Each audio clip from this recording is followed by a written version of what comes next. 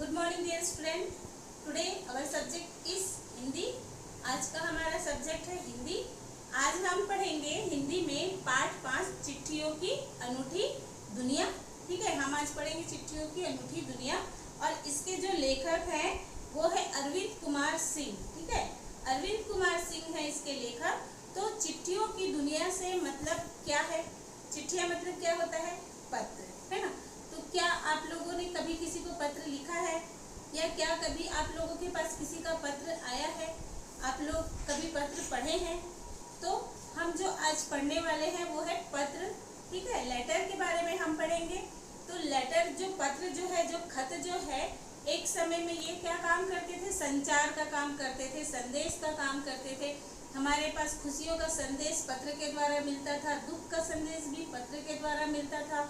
अगर किसी को जॉब भी मिल रही है तो बहुत सारी ऐसी चीज़ें हैं जो पत्र व्यवहार के द्वारा हम काम करते थे। ठीक है, तो हम लोगों ने हमारे समय पे हम लोगों ने पढ़ा था, इंदिरा गांधी ने अपने पिता जवाहरलाल नेहरू को पत्र लिखा। तो उस पे हमने एक लेसन पढ़ा था जिसमें एक पुत्री है अपने पिता के नाम पत्र लिखती है ना। तो पत्र का जो महत्व होता है वो बहुत ही ज़्यादा उस समय में बहुत ही ज़्यादा था, है ना। और आज भी उस पत्र, कई लोग ऐसे हैं जो अपने चिट्ठियों को, पत्र को संभाल कर रखते हैं क्योंकि उसमें बहुत सारी यादें होती हैं, है ना। तो ये जो चिट्ठियाँ जो होती है वो भी हमारे यादें ही हैं।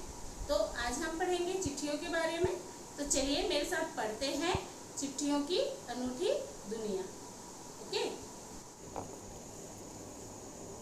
तो चलिए बच्चों पढ़ते हैं चिट्ठियों की अनूठी दुनिया। पाठ 5 चिट्ठियों की अनूठी दुनिया। पत्रों की दुनिया भी अजीबो गरीब है और उसकी उपयोगिता हमेशा से बनी रही है। पत्र जो काम कर सकते हैं वह संचार का आधुनिकतम साधन नहीं कर सकता है। पत्र जैसा संतोष फ़ोन या एसएमएस का संदेश कहाँ दे सकता है। पत्र एक नया सिलसिला शुरू करते हैं और राजनीति, साहित्य तथा कला के क्षेत्र में तमाम विवाद और नई घटनाओं की जड़ भी पत्र ही होते हैं। तो पत्र यहाँ पर हम पढ़ रहे हैं पत्र के बारे में। पत्र जो काम करती है वो एसएमएस या फ़ोन नहीं कर सकते हैं। ठीक है, जब हम पत्र पढ़ते हैं तो जो उस पत्र पढ़ने की जो खुशी है वो अलग ही होती है। तो यहाँ पर पत्र के बारे में बोल रहे हैं लेखक, राजनीति, साहित्य तथा कला के क्षेत्रों में तमाम विवाद और नई घटनाओं की जड़ भी पत्र ही होते हैं, है ना। दुनिया का तमाम साहित्य पत्रों पर केंद्रित है और मानव सभ्यता के विकास में इन पत्रों ने अनूठी भूमिका निभाई है। तो हमारा जो साहित्य है वो भी पत्र के द्वारा ही केंद्रित है या पत्र से ही केंद्रित है। पत्रों का भाव सब जगह एक सा है, भले ही उसका नाम अलग अलग हो। पत्र का जो भाव होता है सब जगह एक ही है, संदेश पहुंचाना, है ना, लेकिन उसका नाम जो होता है वो अलग अलग होता है। पत्र को उर्दू में खत, संस्कृत में पत्र, कन्नड़ में कागद, तेलुगु में उत्तरम, जाबू और लेख तथा तमिल में कड़ित कहा जाता है। तो पत्र के कौन कौन से नाम हैं, किस नाम से बोलते हैं? पत्र को उर्दू में खत कहते हैं, संस्कृत में पत्र कहते हैं, कन्नड़ में कागद, तेलुगु में उत्तरम, जाबू और लेख तथा तमिल में कड़ित कहा जाता है। तो ये पत्र के नाम हैं, इसे आप ध्यान रखेंगे। पत्र यादों को सहेज कर रखते हैं। सचमुच पत्र जो है वो हमारी जो यादें होती हैं उन्हें सहेज कर रखते हैं, इसमें किसी को कोई संदेह नहीं है। हर एक की अपनी पत्र लेखन कला है और हर एक के पत्रों का अपना दायरा होता है। ठीक है, अपना दायरा। दुनिया भर में रोज करोड़ों पत्र एक दूसरे को तलाशते। पेज 10 करेंगे। यही सही है कि खास तौर पर बड़े शहरों और महानगरों में संचार साधनों के तेज विकास तथा अन्य कारणों से पत्र की आवाजाही प्रभावित हुई है, पर देहाती दुनिया आज भी चिट्ठियों से ही चल रही है। फैक्स, ईमेल, टेलीफोन तथा मोबाइल ने चिट्ठियों की तेजी को रोका है, पर व्यापारिक डाक की संख्या लगातार बढ़ रही है। जहाँ तक पत्रों का सवाल है, अगर आप बारीकी से उसकी तह में जाएं तो आपको ऐसा कोई नहीं मिलेगा जिसने कभी किसी को पत्र ना लिखा या ना लिखाया हो, या पत्रों की बेसब्री से जिसने इंतज़ार ना किया हो। हमारे सैनिक तो पत्रों का जिस उत्सुकता से इंतज़ार करते हैं उसकी कोई मिसाल ही नहीं है, क्योंकि सैनिक लोगों के पास एक ही संसाधन है, पत्र, है ना। अगर उनके पास कोई खबर जाती है तो पत्र के द्वारा।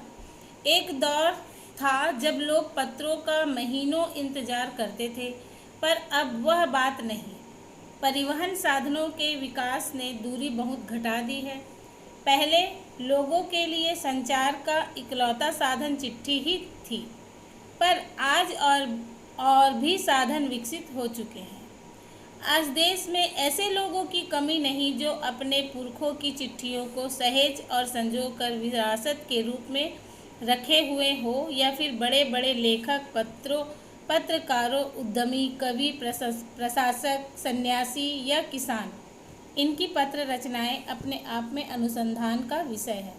पहले जो चिट्ठियाँ थी, उन चिट्ठियों को आज के लोग जो हैं वो अपने पुरखों की चिट्ठियों को आज भी संभाल के रखते हैं। कई सारी चीज़ें हैं कवियों के, है ना, कवि के, लेखक के, पत्रकारों के, तो वो सारे चीज़ जो है वो अनुसंधान का विषय है।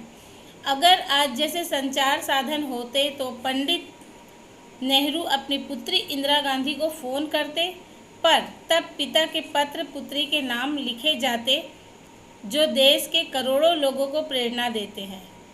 तो ये एक लेसन था जब हम लोग पढ़े थे कि इंदिरा गांधी ने अपने पिता को लेटर लिखती है। अपने पिता को, जवाहरलाल नेहरू जब जेल में रहते हैं तो उनको वो पत्र लिखती है, अपने पिता को पत्र लिखती है और अपने बारे में बताती है कि मेरे पिता के पत्र पुत्री के नाम जो है वो एक हम लोगों का लेसन था। तब हम लोगों ने इस लेसन को पढ़ा था, है ना। तो ये उसी के बारे में ही बोल रहा है। पर तब पिता के पत्र पुत्री के नाम नहीं लिखे जाते जो देश के करोड़ों लोगों को प्रेरणा देते हैं। तो वो इंदिरा गांधी का जो पत्र था वो लोगों को प्रेरणा देता था। पत्रों को तो आप सहेज कर रख लेते हैं, पर SMS संदेशों को आप जल्द ही भूल जाते हैं। ये सच है, हम पत्रों को बहुत सहेज कर रख सकते थे और रखते थे और रखते हैं, बट SMS को हम क्या करते हैं, आज हमारे फ़ोन में स्पेस नहीं होता है, जगह नहीं होता है, तो हम क्या करते हैं, डिलीट कर देते हैं, हटा देते हैं और भूल भी जाते हैं। कितने संदेशों को आप सहेज कर रख सकते हैं। तमाम महान हस्तियों की तो सबसे बड़ी यादगार या धरोहर उनके द्वारा लिखे गए पत्र ही हैं। भारत में इस श्रेणी में राष्ट्रपिता महात्मा गांधी को सबसे आगे रखा जा सकता है। जो पत्र को सहेज कर रखने का जो कार्य है उसमें सबसे आगे किसे रखा गया है, राष्ट्रपिता महात्मा गांधी को। दुनिया के तमाम संग्रहालय जानी मानी हस्तियों के पत्र का अनूठा संकलन भी है। तो तमाम संग्रहालय में एक है पत्रों का, है ना, जहाँ पर पत्रों का वो किया गया है, रखा गया है पत्रों को। दुनिया के तमाम पत्र देश, काल और समाज को जानने समझने का असली पैमाना है। भारत में आज़ादी के पहले महासंग्राम के दिनों में जो कुछ अंग्रेज अफसरों ने अपने परिजनों को पत्र में लिखे, वे आगे चलकर बहुत महत्व की पुस्तक तक बन गए। इन पत्रों ने साबित किया कि यह संग्राम कितनी ज़मीनी मजबूती लिए हुए था। महात्मा गांधी के पास दुनिया भर से तमाम पत्र केवल महात्मा गांधी इंडिया लिखे आते थे और वे जहाँ भी रहते थे वहाँ तक पहुँच जाते थे। आज़ादी के आंदोलन की कई अन्य दिग्गज हस्तियों के साथ भी ऐसा ही था।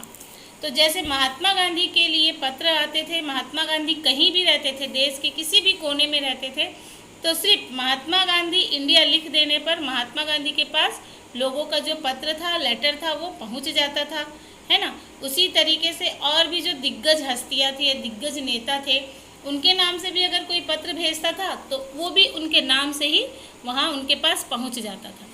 गांधी जी के पेज पलटेंगे।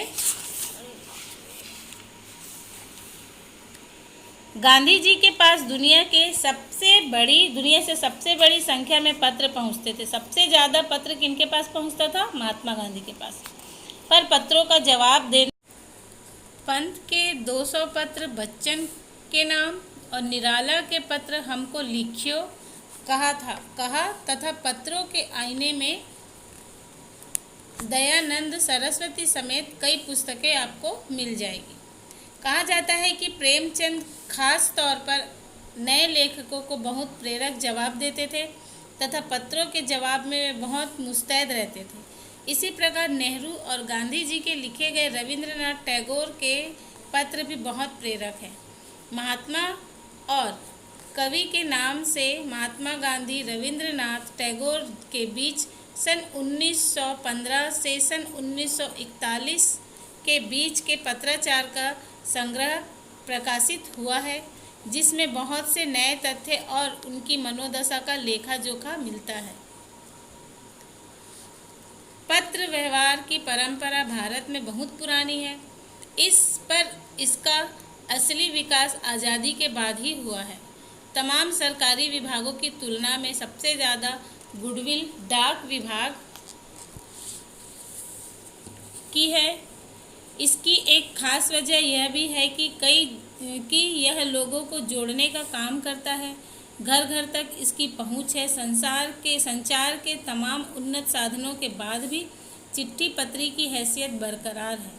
शहरी इलाकों में आलीशान हवेलियां हो या फिर झोपड़पट्टियां में रह रहे लोग, दुर्गम जंगलों से घिरे गांव हो या फिर बर्फबारी के बीच भी रहे पहाड़ों के लोग, समुद्र तट पर रह रहे मछुआरे हो या फिर रेगिस्तान की ढांडियों में रह रहे लोग, आज भी खतों का ही सबसे अधिक बेसब्री से इंतजार होता है। एक दो नहीं, करोड़ों लोग खतों और अन्य सेवाओं के लिए रोज भारतीय डाकघरों के दरवाजों तक पहुंचते हैं और इसकी बहुआयामी भूमिका नजर आ रही है। दूर देहात में लाखों गरीब घरों में चूल्हे मनी ऑर्डर अर्थव्यवस्था से ही जलते हैं। गांव या गरीब बस्तियों में चिट्ठी या मनी ऑर्डर लेकर पहुंचने वाला डाकिया देवदूत के रूप में देखा जाता है। तो बच्चों, आज हम लोगों ने पढ़ा चिट्ठियों की अनूठी दुनिया। तो पहले के ज़माने में पत्र एक ऐसा साधन था जिसका लोग बहुत बेसब्री से इंतज़ार करते थे। पत्र चिट्ठी बोलने से लोग बहुत बेसब्री से इंतज़ार करते थे, महीनों महीनों इंतज़ार करते थे कि अपने सगे संबंधियों के बारे में अगर हमें जानना रहता था या हमें कोई खबर पहुंचानी होती थी तो हम पत्र के द्वारा ही पहुंचाते थे। बट आधुनिक हमारी बदलती हुई दुनिया के साथ साथ हमने पत्र व्यवहार का जो तरीका है उसे भी बदल दिया है। बट आज भी लोग चिट्ठियों के महत्व को समझते हैं, पत्र के महत्व को समझते हैं और उन्हें ऐसा लगता है कि हमें भी कोई पत्र लिखे, हमें भी कोई पत्र दे।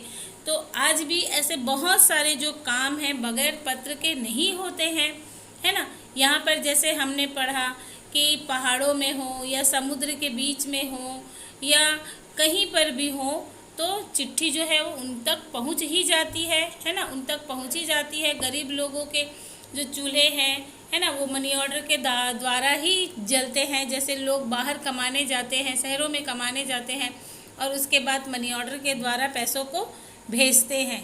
आज भी कई जगह ऐसे है कि फ़ोन नहीं होते हैं, है ना, तो वो फ़ोन की जगह पे जो चिट्ठी है, जो पत्र है, जो डाक है, मनी ऑर्डर है, वो काम आज भी लोग करते हैं और इसके द्वारा गरीब लोगों के घर में चूल्हा जलता है और पत्र के उसके द्वारा हमको मालूम होता है कि हमारे सगे संबंधी कैसे हैं, क्या हैं, हमारे बारे में क्या सोचते हैं, है ना। तो ये सारी जानकारी हमें पत्र से ही मिलती है। एक समय था जब पत्र का बहुत ही महत्व था। महात्मा गांधी, रविंद्रनाथ टैगोर, बच्चन जी, है ना, यहाँ पर 100 पत्र बच्चन के नाम, निराला के पत्र निराला के पत्र हैं, सरस्वती के पत्र हैं, दयानंद सरस्वती के, प्रेमचंद्र के पत्र हैं। तो ये सारे पत्र जो हैं हमारे लिए क्या है, प्रेरणा के स्रोत है, प्रेरणादायक है। ठीक है, तो आज हमने पत्रों की अनूठी दुनिया को पढ़ा और इसके बारे में समझा। आई होप आप लोग भी पत्रों की अहमियत को समझते हैं तो इसके जो प्रश्न के अभ्यास है वो मैं नेक्स्ट क्लास में आप लोगों को करवाऊंगी, और इन प्रश्न अभ्यास का जो PDF है मैं आप लोगों को सेंड कर दूंगी, ठीक है। और आप लोग ये जो शब्दार्थ है उसे कॉपी में लिख लेंगे, ओके। तो आई होप आप लोगों को बहुत अच्छे पाठ अच्छा लगा होगा। तो thank you, have a nice day.